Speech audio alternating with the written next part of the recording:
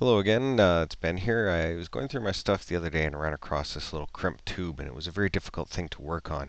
And, well, this is basically how I went through it.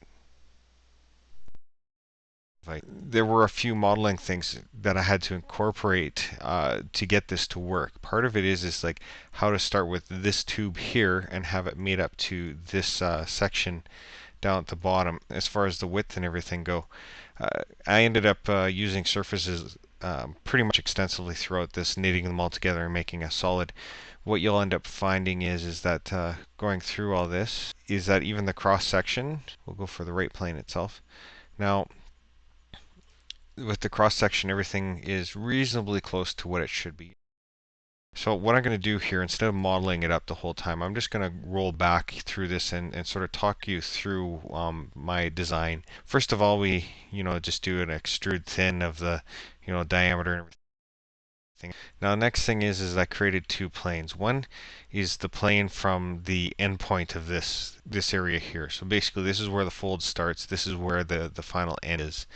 And the last plane is the one that is tangent to this diameter here, so that we have a flat mounting area that's going to be done. What I ended up doing for a lot of this is just taking the steel itself, a mount, and just reverse modeling it after it's been squished. Now there's a surface extrude here I did. Now part of this is that you'll notice that, well, I'm going to roll all the way forward here again, is that this arc here is what you end up having when you squish the tube. So I ended up creating that surface extrude so that that would all work out in the shape, and I'll show you exactly why that is. And what I ended up doing is took a couple of measurements about the how flat this flattened out to be, just sort of an estimate of the gap itself, made sure the material thickness was there, and then I just did an extrude to surface. So once this was done, I could delete the bodies. Now what I ended up doing is that I needed to have basically a loft from this circle here to the outside circle of this guy here. What you can do is just literally, not even having to sketch anything, is I grabbed that surface itself and I went around this, selecting all the outline itself, and got that. But you'll notice that there's a couple of guide curves.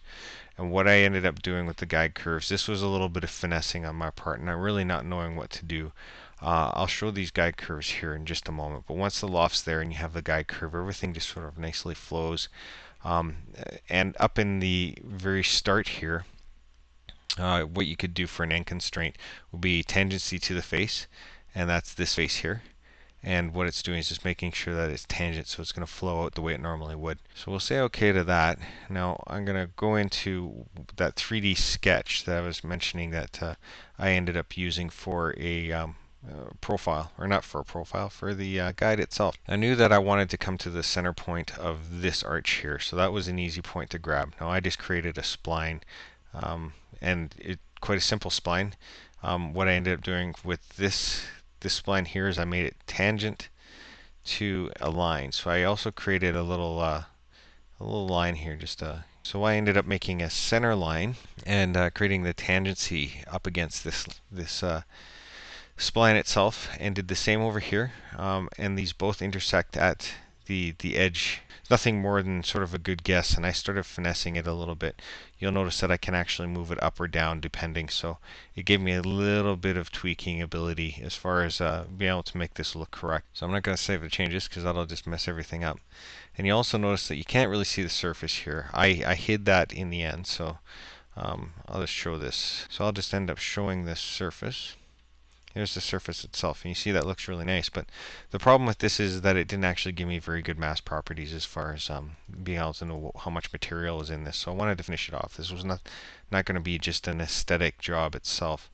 So again, what I ended up doing is, I'm going to hide this guy. I ended up making another surface loft.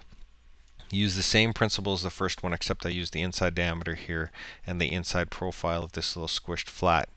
I think that's pretty reasonable to understand. Now I'm going to hide this surface, and the next thing, the final stretch here is that I took this face here and I did a surface offset. Now a lot of people aren't really familiar with the fact that You can surface offset and create yourself some geometry that you can use to play with later on in different sketches and everything.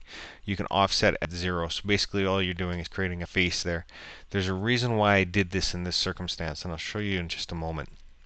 And I also did the exact same thing to these faces right here. You see that other surface offset just being highlighted. Now the final thing I did is that I hid the two bodies, the two solid bodies that I had. So I'm going to edit this feature. Now what I ended up doing is grabbing the two surface lofts that I had, the outer and the inner, and then I grabbed the surface offsets that I did for those two pieces here. Then of course I try to form a solid.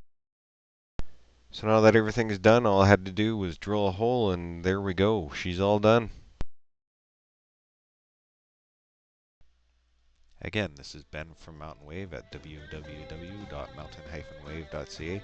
Hopefully this tutorial was good for you, maybe taught you something that you can use in your work. Let me know if you have any unique uses of this. I'm always open to new ideas and great concepts and how to make my life a little easier, and hopefully it makes yours as well. I guess I'll talk to you guys next week.